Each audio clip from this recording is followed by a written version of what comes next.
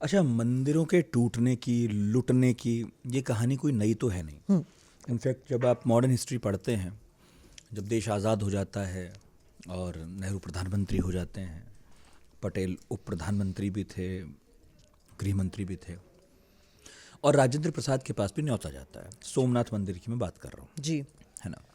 तो उसमें भी ये एक पुरानी पृष्ठभूमि है उसकी कि उसे तो बहुत बार लूटा गया, बहुत बार तोड़ा गया, और गैर हिंदू ही थे जो ये कर रहे थे। सोमनाथ मंदिर पर आज तक हम यही पढ़ते और सुनते रहे हैं। क्या इसकी कहानी भी इतनी सीधी है या इसमें भी कोई पेचोखम कहीं है?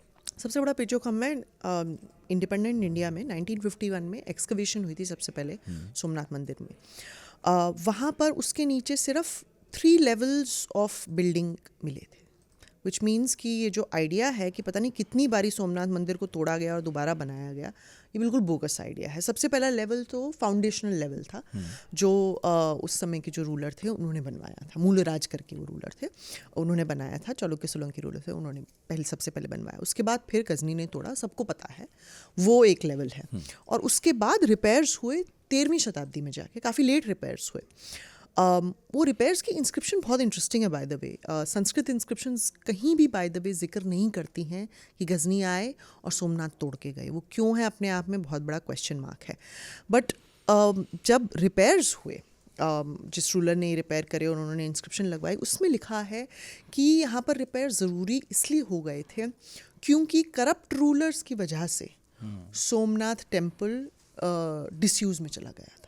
वो ये कहीं नहीं कहते हैं कि गजनी आया तोड़ के गया और मैं अब एक बहुत अच्छा काम कर रहा हूँ, शिव जी मुझे वो नहीं, करप्ट रूलर्स ने किया, इसीलिए मैं ये चेंज कर रहा हूँ, मैं इसको रिपेयर कर रहा हूँ और मैं इसकी ग्लोरी इसको वापस दे रहा हूँ। शिव जी मुझे अच्छा माने और मुझे ब्लेसिंग्स दें, जो लास्ट में हमेशा लिखते ही हैं। तो ये आइडिया कहीं है ही नहीं संस्कृत सोर्सेज में कि ये इतना बड़ा रेड हुआ। फारसी सोर्सेज को बोलते थकते नहीं हैं। तो यहाँ क्लियरली ये भी अगेन महमूद गजनी का प्रोपेगेंडा है प्रॉपर, कि मैं सोमनाथ को एक एग्जाम्पल बनाऊँ। महमूद गजनी की जो ट्राइब है वो बहुत ही रिसेंटली इस्लाम में कन्वर्ट हुए थे। वो उनका जो ट्राइबल कॉन्ग्लोमरेट था वो इस्लामिक वैल्यूज़ में पहले नहीं मानता था, तो वो न्यू कन्वर्ट थे। तो एक न्यू कन्वर्ट की हमेशा एक ज़ील होती है कि मैं दिखाऊं कि मैं कितना अच्छा मुस्लिम हूँ। तो वो आई थिंक हर एक में होती है, चाहे किसी भी आप रिलीजन में करें, आपको एक रहता है कि मैं दिखाऊं कि मैं कितना अच्छा बन सकता हूँ। आप एक्सट्रीम करते हैं। तो महमूद गजनी ने भी वही किया। सिर्फ सोमनाथ ही नहीं, एक शिया सेंटर है रे करके, उन्होंने उसको भी तोड़ा, उसकी लाइब्रेरीज को तोड़ा, उससे वहाँ से उनको बहुत पैसा मिला, पता नहीं कितने दिनार पैसा मिला। ऐसे ही उन्होंने सोमनाथ भी किया, उसको तोड़ा उनको। बट सोमनाथ को उन्होंने एक एग्जाम्पल बनाया क्योंकि एक लेजेंड था कि सोमनाथ का टेम्पल को सुमनाथ माना गया, जो मनात का टेम्पल हो। मनात एक अरेबियन गॉडेस थी, जो इस्लाम से पहले लात, मनात और उज़ाई 3 गॉडेसेस थी, उनकी पूजा होती थी मेका में। तो Manat by the way she goddess थी, जो ट्रेडर्स थे उनको बहुत मानते थे।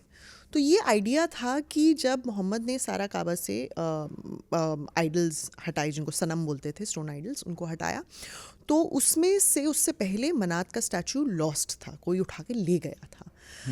ये आइडिया है कि इस्माइलीज, अगेन इस्माइलीज को इसलिए कहा गया है क्योंकि इस्माइलीज को इस्लाम में एक हेरेटिक सेक्ट माना जाता है, क्योंकि वो शिया के सबसेक्ट हैं, तो उनको सुन्नी इस्लाम में सही नहीं माना जाता।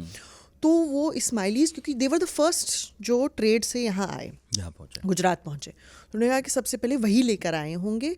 और क्योंकि वो भी एक सी गॉडेस थी, ट्रेडर्स की गॉडेस थी, तो इस्माइलीज के लिए इम्पॉर्टेंट होगी, और उन्होंने यहाँ पर सी शोर पे उसका एक मंदिर बनवाया जिसको सुमनाथ का टेम्पल उन्होंने कहा।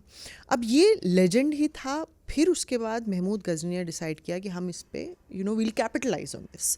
तो उन्होंने फारूकी और वहाँ भी गर्दीजी, व्हाट्सएप चल रहा था क्लियरली कोर्ट में तो व्हाट्सएप चलेगा ही। तो कोर्ट, किसी भी रूलर का अगर आप हिस्ट्री देखेंगे तो वो उनका अपना एक व्हाट्सएप फॉरवर्ड ही है, वो अपने आइडियाज़ उस पर थोपेंगे अनटिल अनलेस वो किसी थर्ड पार्टी ने लिखी हो या ट्रैवलर ने लिखी हो। इसीलिए बहुत सोर्सेज बहुत इंपॉर्टेंट है। एग्जैक्टली। तो उन्होंने ये सोर्सेज लिखवाए। फारूकी करके उनके थे, गर्दीजी करके उनके 2 राइटर्स हैं बहुत इंपॉर्टेंट, उन्होंने फ़ारसी में लिखा है, और वो ये बात बताते हैं कि उन्होंने वहाँ पे जाके सोमनाथ के आइडल को डिस्ट्रॉय किया।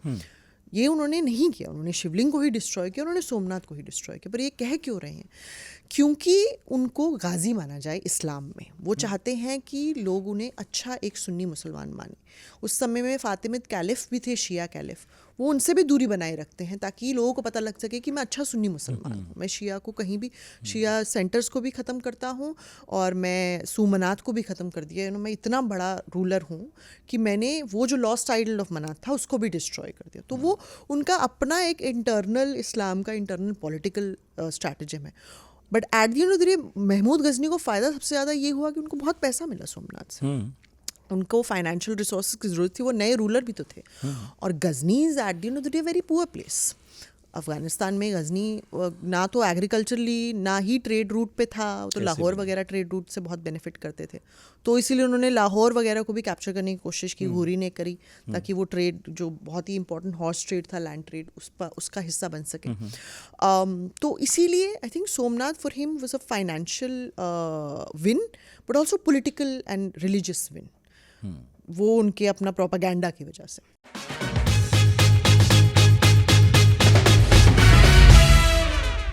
पहले क्या होता था, अगर किसी की देख ली लाइट तो और वो आगे चला गया, चेस करते थे, उसको चेस करके आगे गए बताते थे, और फिर पीछे घूम के